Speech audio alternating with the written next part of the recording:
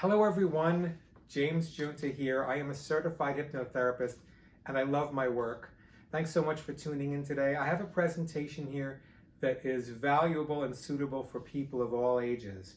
If you've seen something like this presentation before, it still will be worthwhile for you to review this, because the way the world is today, with so many messages being hurled at us all the time from every direction, it is useful to take a determination, a self-determination about what's true. What do I know that's true? What am I going on that's reliable? What do I think I know that hasn't been true? What do I need to change or take a closer look at? There are so many messages coming from everywhere, not just each other, but from mass media. The internet, radio, TV, newspapers, mostly the internet for most people. But the things that we say to each other aren't necessarily true. We've heard them, picked them up from some other place. But what was the intent of that message? And did I understand it clearly? Maybe I misinterpreted it, and now I'm telling you it might be wrong. So this is just a way to fundamentally take a look at what we think we know. Now, there are related subjects to this. You're going to probably want to know about epistemology. So go ahead and look up and find out about epistemology. It is the science of how we know what we know. There are related topics to this, especially concerning the media. There's media literacy, confirmation bias. There's also quality assessment and critical thinking. Now, let's just begin at the beginning and go through here. But the point that I want to emphasize is that we have to find our actual truth and live by that if we want to be authentic and powerful. So beginning with information. Information is anything that you pick up through the five senses: seeing, hearing, touching, tasting, smelling. All of those five things that you pick up are just information. They're meaningless.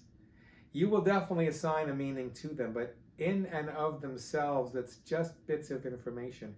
You also pick up through the five senses information from your body. You're getting messages of wellness or illness or healing. It's just information, and they may not be true. You might be misinterpreting something. It's just information.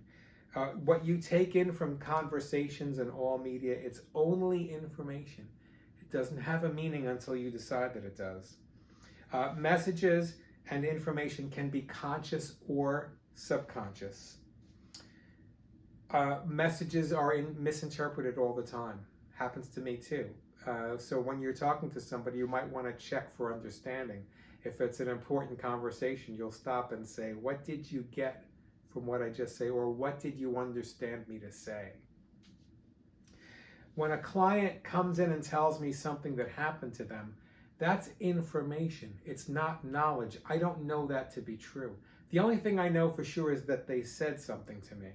I have to do a little bit of investigating or interviewing to see if I'm getting it correctly. Now, knowledge happens when you can verify the information. When you can see it for yourself and know it, then it becomes knowledge.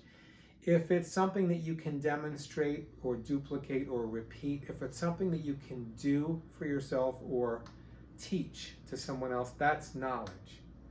Now, when you practice with your knowledge long enough and it becomes a little more robust, you can determine for yourself, is this true all the time? Is it true only for me, or is it true for other people too? Has this always been true? Is it true in every case? Is it robust and durable over time? When can I use this truth, and how will I apply it? Now, when you practice enough with knowledge, it becomes wisdom. By the way, knowledge isn't something necessarily that you'll need to demonstrate for yourself. You can accept something as knowledge from information that you can deduce or extrapolate another conclusion from it. You can accept that as knowledge. If it's based on something that you already know to be true, you will hear something and then decide for yourself that it is true, and then that becomes your knowledge. You then possess it. There's an interesting quality about information and knowledge, is that you can give it away, but you still have it. You can teach it to somebody, but you still have it. This is one of the difficulties of intellectual property, one of the legal difficulties. Did somebody steal it? Well, that's a legal issue because they may have it, but you also have it. It started with you, you created it, you shared it possibly, or somebody found out about it. You still have it, even though someone else also has it. Now, if someone shares their wisdom with you, when you're practicing with your knowledge, it becomes your wisdom, right? Then you're going to figure out how to use your wisdom, how to apply it, when to teach it, when not to teach it. A lot of people don't want unsolicited advice, so that's the time to keep it to yourself. There are times when you won't want to share your wisdom because you'll need that personal power in certain situations. The wisdom that you have belongs to you. You get to keep it. Now, if someone shares their wisdom with you, let's say you get to sit down with an old master and they teach you their wisdom. They attempt to teach you their wisdom. They're telling you all about it. Is that now your wisdom? No. To you, it's information and knowledge. Some of it you can accept as knowledge, but it doesn't become your wisdom unless you use it. Practice with it, experiment with it, find out what's true for you. Find out your particular view on it and how you're going to use it for yourself. It's not your wisdom yet. Think about all the wonderful books you've read or documentaries you've seen. Perhaps you've sat down with some old masters who wanted to teach you something.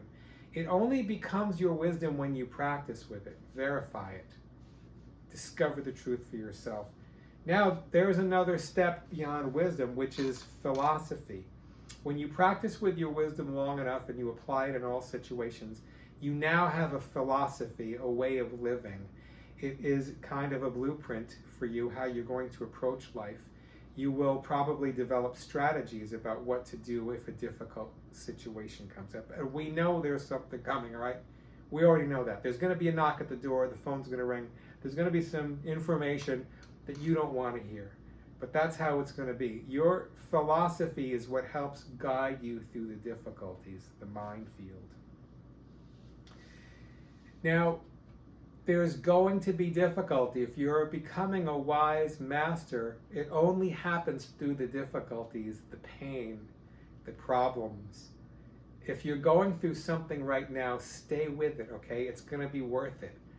These are lessons that you're going to need to know for something in the future that's going to happen. And it might be something wonderful that's going to happen. You don't know, but I can assure you that whatever you're going through right now is temporary. Just stay with it. If you're having some negative feelings and they're persistent, it's probably because you have something that's unresolved. Something happened or something you experienced that you haven't fully processed yet. You haven't been able to assign a meaning that's powerful for you. Stay with it, and if you need help processing, call a professional. Get some advice on this. We can't do it on our own. Even professionals need help. I, personally, get help when I need help. In fact, I'm reaching out for help right now with something. So what's next? You've gotten your information, you practiced with it, it became knowledge, you know it, you became wise, you now have a philosophy. You're done, right? No, you're not done, because if you're on the right track, you're going to be changing your mind again. You're going to change your mind about certain things that you think you know. You'll be changing your opinions, attitudes, beliefs. This is normal and natural. In fact, it's healthy. It shows evolution. It shows that you're growing. So allow yourself to change your mind about things. Have the humility just to know that you don't know everything you think you know. And some of what you know is dead wrong. Now, if any of this stuff has been useful to you, or if you've gotten a good takeaway, please hit the like button. Become a subscriber to my channel. If you think I'm totally full of nonsense, or if there's a yeah, but, or a what if, or forget about it, go ahead and leave a comment. I read the comments. And please share this with someone who loves you. Okay? Thank you so much for tuning in and watching to the end. I hope to see you next time. I'm James Giunta. Take care.